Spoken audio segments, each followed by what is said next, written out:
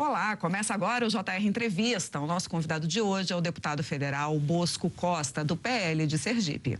O deputado é integrante da Comissão de Viação e Transportes e autor do projeto que cria a política de atenção à saúde mental das vítimas e parentes de vítimas da Covid.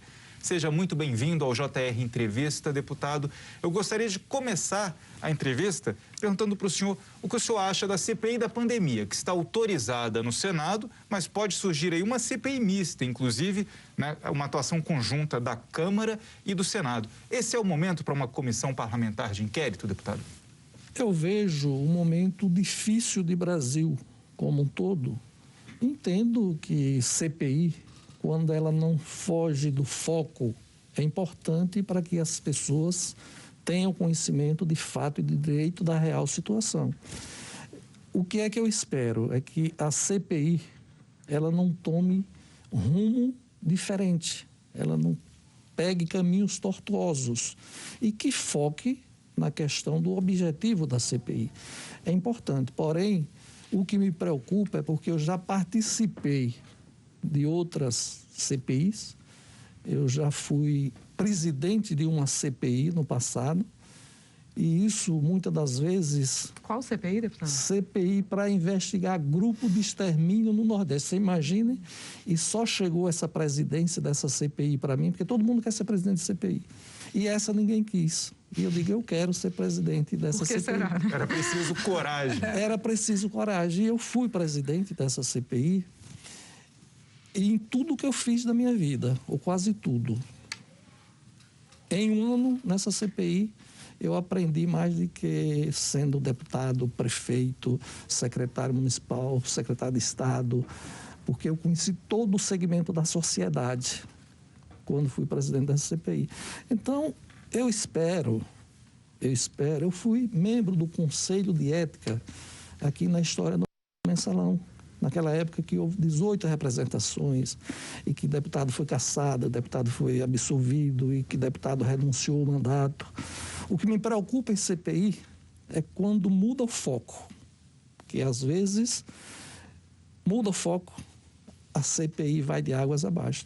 Mas eu espero que o Congresso, o Senado Federal, ela construa um trabalho que seja em benefício do povo brasileiro, que estamos passando, na minha modesta avaliação, por um dos períodos mais difíceis do Brasil.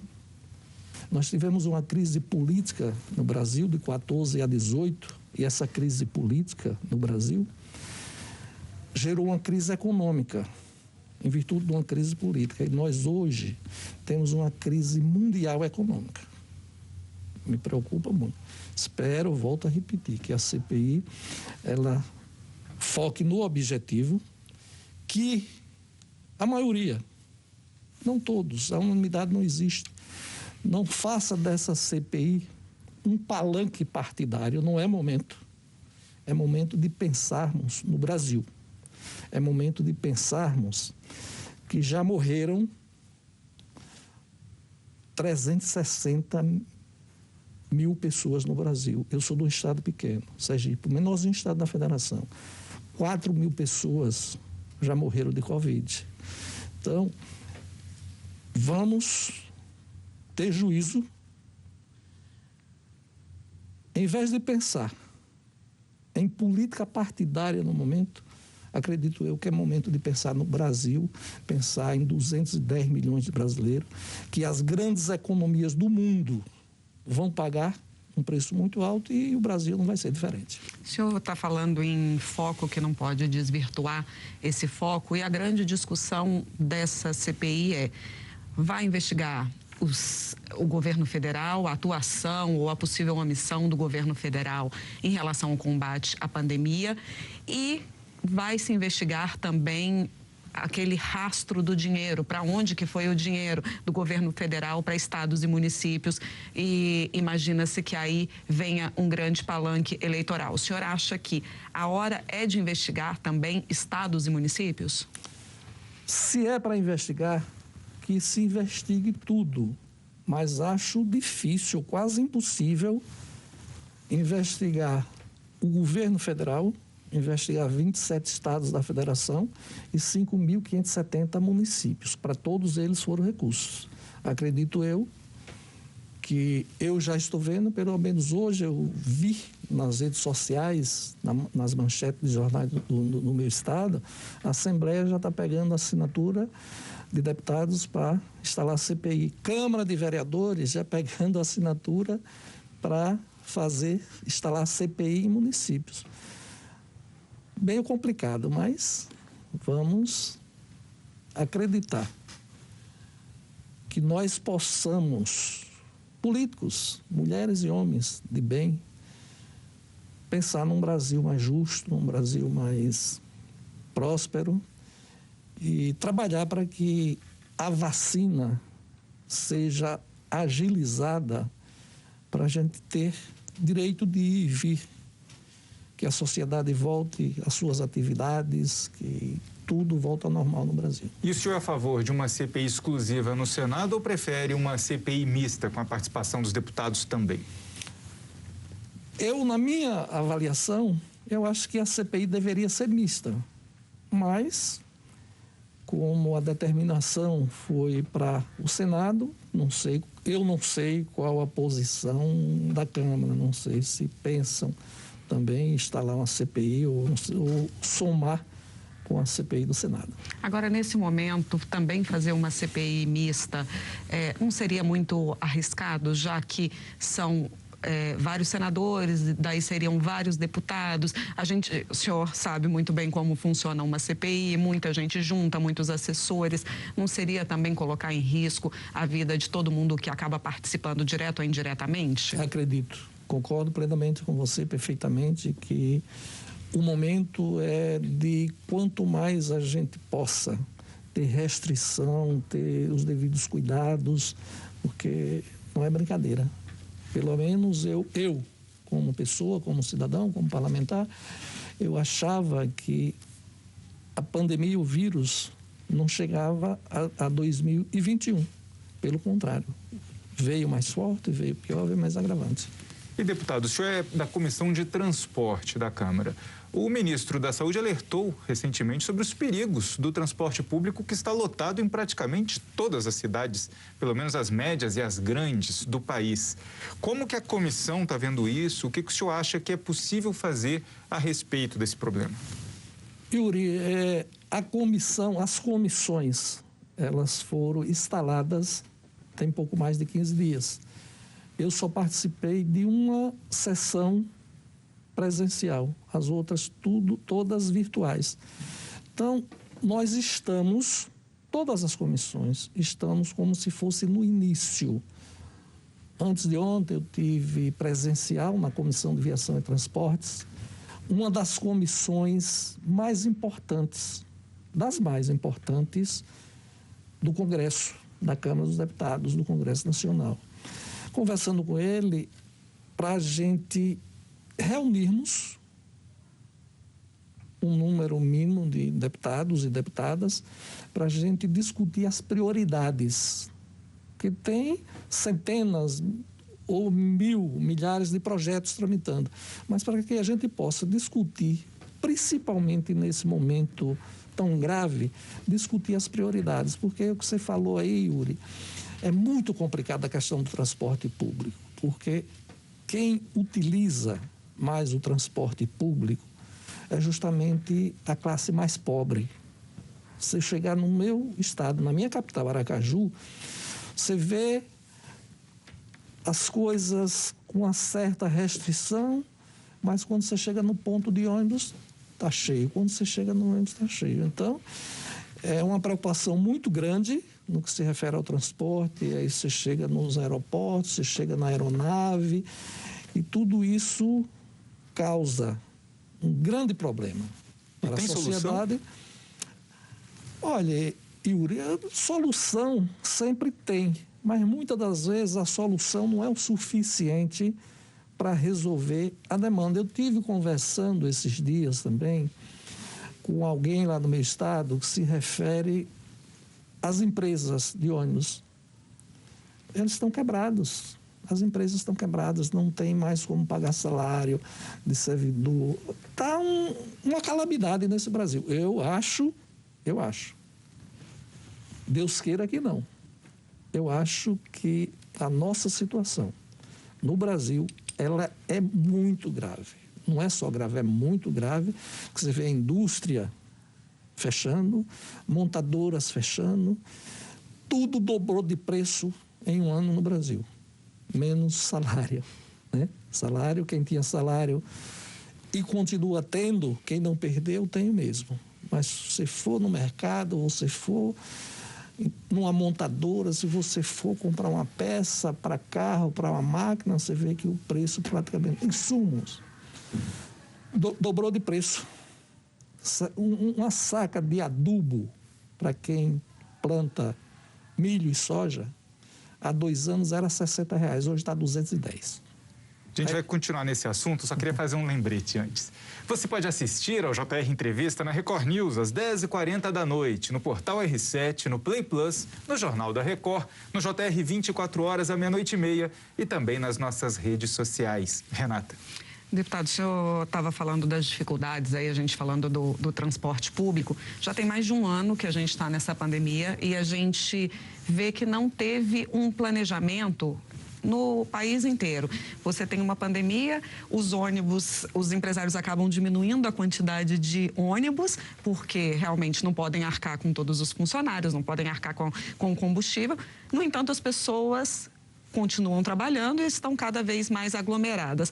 Nesse um ano de pandemia, não deu tempo de fazer algum tipo de planejamento para que as pessoas não se aglomerem tanto no transporte público? Eu concordo, Renata, com você. Tempo foi o suficiente, porque um ano são 12 meses, são 365 dias.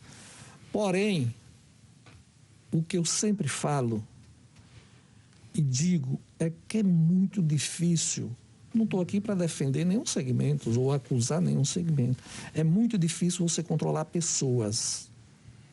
É muito difícil um prefeito, por exemplo, no município menor que possa existir no Brasil. Um município de 4, 5 mil habitantes, 2 mil habitantes, ele não tem como controlar aquela população.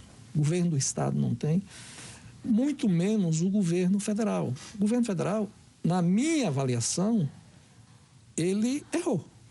Quando disse que era uma gripezinha, quando disse que não precisava usar máscara, uma série de coisas. Mas você controlar uma população de 210, 220 milhões de brasileiros e brasileiras, cada um com um pensamento diferente, é muito difícil. Agora, e sem dar bons exemplos é mais difícil ainda, né? Muito pior. Muito pior. Quando você tem o exemplo, é como sua família ou a minha família. Se eu tenho uma família e eu dou exemplo à minha família, é uma tendência da minha família estar organizada. Se eu não dou, um vai para lá, o outro vai para cá e termina. Mas eu vejo com perspectiva quando conseguirem vacinar a população brasileira. E continuando nesse assunto da pandemia, nós vemos que os governadores do Nordeste se uniram para tentar aí uma compra de vacinas, para ampliar a imunização dos nordestinos. Como que se houve esse descolamento entre os governadores do Nordeste tentando comprar vacinas fora do Plano Nacional de Imunização?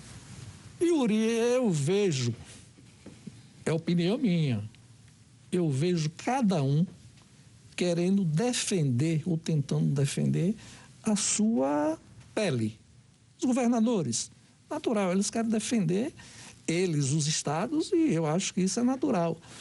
Porém, os recursos, a informação que eu tenho é que os recursos para pagamento da vacina, eles têm que sair do governo federal. Então, o que é que eu acho? Eu imagino, possa que eu esteja enganado. Não, eu sou governador do Pernambuco. Então, vamos reunir os governadores do Nordeste, discutir, vamos fazer um consórcio, criar um consórcio para comprar vacina e a gente está fazendo ou tentando fazer aquilo que a população do Nordeste, do meu estado, precisa. Eu vejo dessa maneira, mais ou menos.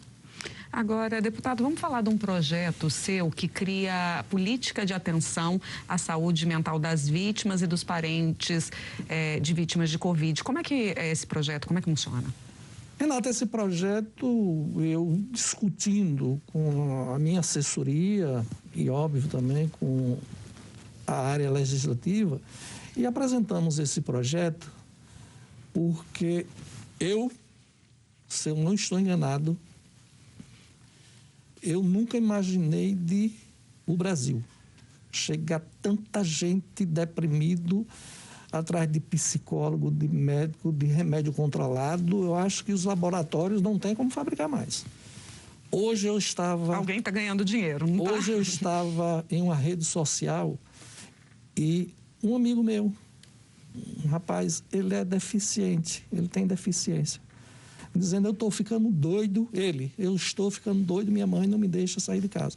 Então, eu achei interessante apresentar, já conversei com a liderança do meu partido, vou procurar o presidente Arthur, que eu acho que é um projeto de importância muito grande, para que essas pessoas de baixa renda, principalmente, no Covid ou pós-Covid, eles possam ter atendimento médico e psicológico. Entendo eu que o Estado brasileiro deve bancar com esses custos através do SUS ou de outros recursos. Mas então o projeto diz que as pessoas no Covid ou no pós-Covid, elas têm direito, por exemplo, a uma terapia? Isso. Uhum. Consulta, terapia, uma série de coisas. A saúde mental, já era um problema sério do país, né? Sempre foi mal tratada, né? Nunca foi foco. Qualquer pessoa nesse Brasil dificilmente tem uma família, ou a sua, ou a minha, ou a de Renata, ou de qualquer outra pessoa que não tenha problema de depressão, de insônia. A pandemia está acabando com tudo isso. Sem dúvida, deputado. E outro problema importante, né? A gente tem a saúde de um lado, claro, mas a pandemia também afeta a economia. E o Congresso pode votar os recursos para o programa de redução de jornada e salário. E temos também os micro e pequenos empresários reclamando sobre as dificuldades hoje de manter as empresas abertas também. Existe outra discussão, que é colocar de novo aquele programa que foi colocado no ano passado com mais recursos, um financiamento para os micro e pequenos empresários. Como que se vê esses projetos na Câmara? O que parece que, num primeiro momento, o governo federal, o Senado, a Câmara agiram, né, de forma bastante rápida, complementando o salário, ajudando com diversos programas, mas aí um ano depois a pandemia continua num nível mais grave e esses programas estão, né, ainda em discussão. O que o senhor acha? Yuri, eu acho que o que aconteceu foi que os próprios governos, governo federal, até o próprio Congresso, e eu vou falar por mim, nós achávamos que isso era uma nuvem que ia passar rápido, a pandemia. Então, ela se alongou e voltou numa situação mais grave ainda. Então, é necessário que o Estado, que busque maneira, que busque lei, que possa, vamos dizer, socorrer os micros, os pequenos, os empresários. Eu vou dar um exemplo aqui. O meu estado é um estado pequeno, mas é um estado turístico. Tem uma casa que era de show e restaurante lá, que 70% de quem frequentava a capital do Sergipe visitava e frequentava esse restaurante, essa casa de show. O nome é o Cariri. Essa semana, antes de ontem, ele colocou na imprensa que se não tiver uma saída, daqui mais 20 dias vai fechar. Então, você veja a lugar tradicional, né? A situação, um restaurante, uma casa de show com mais de 20 anos ou quase 30 anos, frequentadíssima. Aí chega o ponto de fechar. Muito preocupante. Acho que o governo federal, os governadores, prefeitos, sociedade, políticos, devemos pensar menos no momento em política partidária ou até em eleição para o próximo ano entender que precisamos resolver o problema do Brasil. principalmente de quem mais precisa, de quem não tem casa, de quem não tem comida, de quem está passando por um momento difícil. Eu que sou observador, eu nunca vi tanta gente pedinte em Brasília como estou vendo nas calçadas aqui. Não sei se vocês estão enxergando dessa maneira, mas é complicado. Os invisíveis, né, que o governo federal descobriu, né? Bom, e o JR Entrevista vai para o intervalo e na volta a reinstalação da comissão que discute a proposta da prisão após condenação em segunda instância. A gente já volta. Estamos de volta com o JR Entrevista. E aqui com a gente o deputado federal Bosco Costa, do PL de Sergipe. Deputado, o senhor fez parte da frente parlamentar da desoneração da folha de pagamento. O senhor acha importante manter essa desoneração? Porque tivemos uma briga no passado muito grande, né? O governo querendo pôr fim à desoneração para alguns setores e defendendo uma desoneração futura para todos os setores. Como que o senhor está vendo essa situação? Yuri, essa questão ela vai voltar à tona agora, porque praticamente a gente iniciou os trabalhos legislativos há pouco tempo, depois da eleição da mesa. Eu acho muito importante esse projeto, que essa desoneração ela seja feita, porque, sem dúvida alguma, as reformas, elas são necessárias. E a desoneração, esse projeto, eu acho de importância muito grande para o momento do Brasil. O senhor acha que com a desoneração dá para aumentar aí a quantidade de emprego? Renata, no momento, eu não estou sendo pessimista. Mas também não está otimista. Mas não estou otimista. Está tentando manter os dois pés na realidade. Eu estou tentando me manter na realidade. No momento, eu não vejo a curto prazo a maneira que a economia, que o país volte a crescer economicamente, que a indústria cresça, que gere emprego. Eu só vejo crescendo no Brasil no momento e está salvando um bocado de coisa. O agro, se não fosse, na minha avaliação, se não fosse o agro, a gente já estava numa situação muito pior.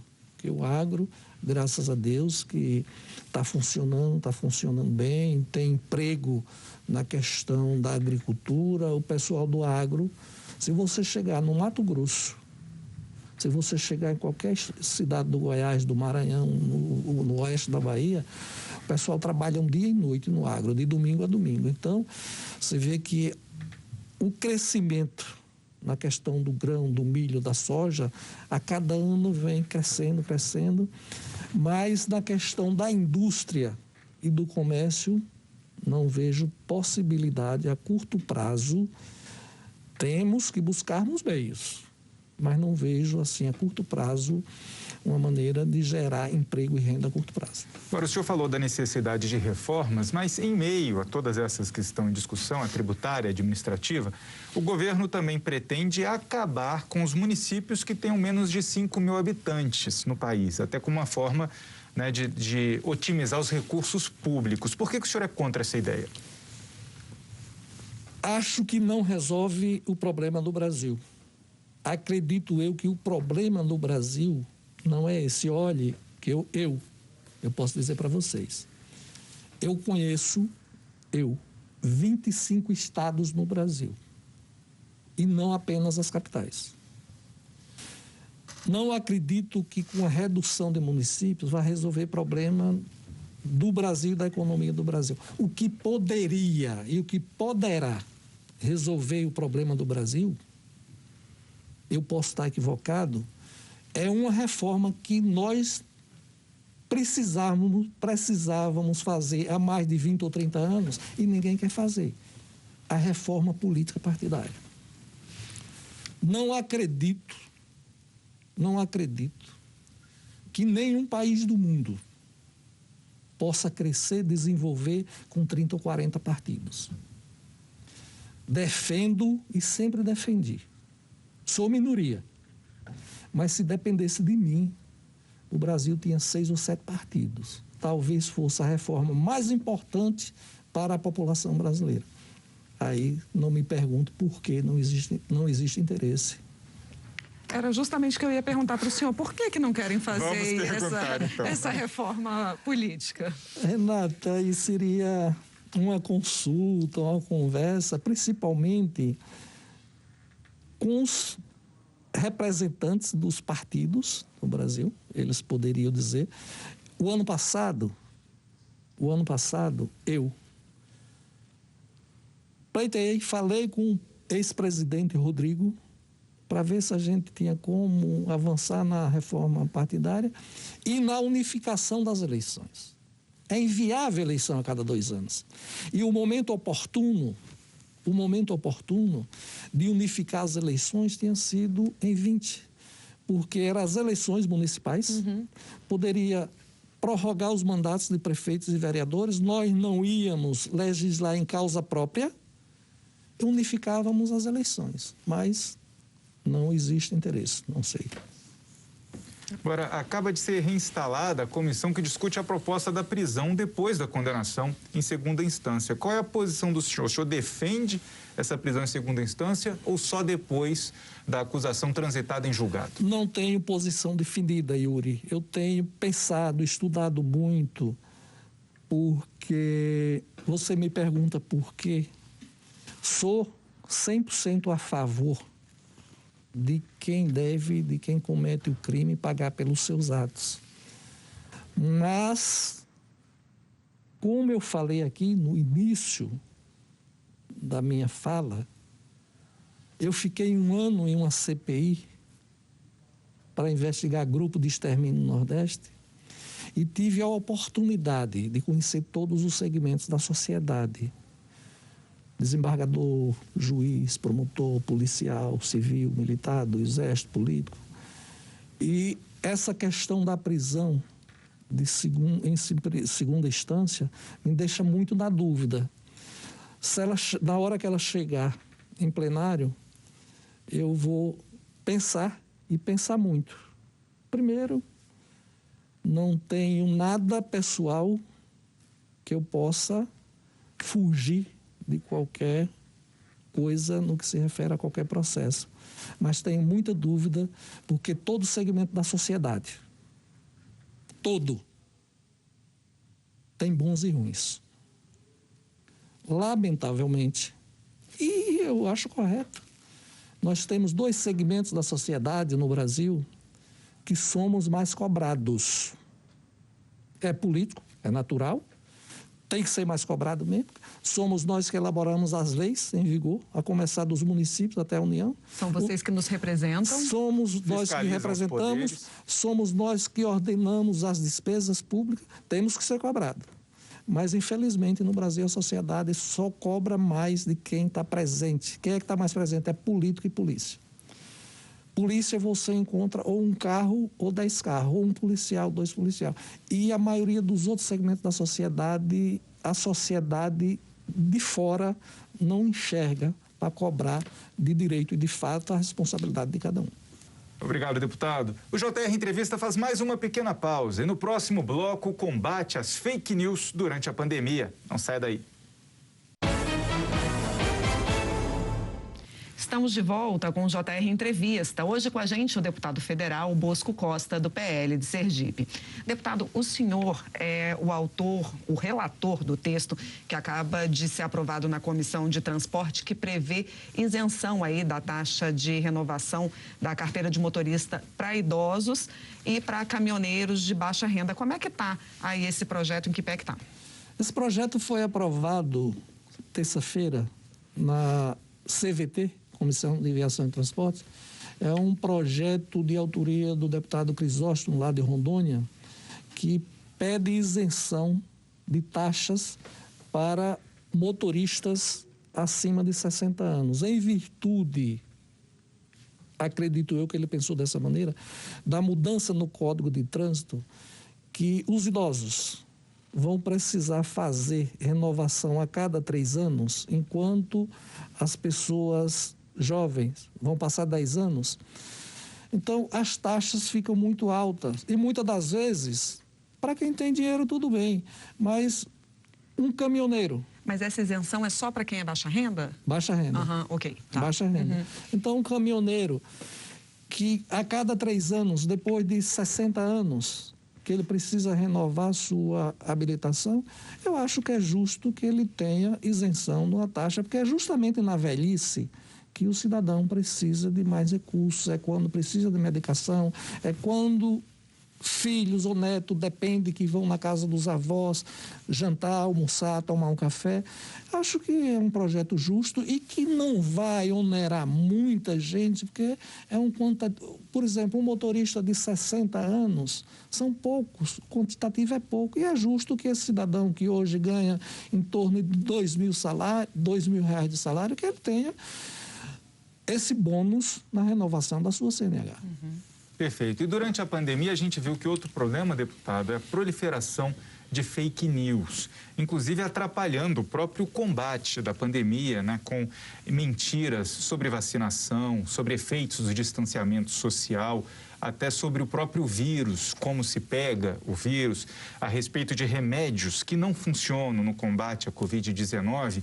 Como que o senhor vê, né, a atuação do parlamento, que pode ser feito para a gente conseguir controlar a pandemia de fake news enquanto combatemos a pandemia do coronavírus?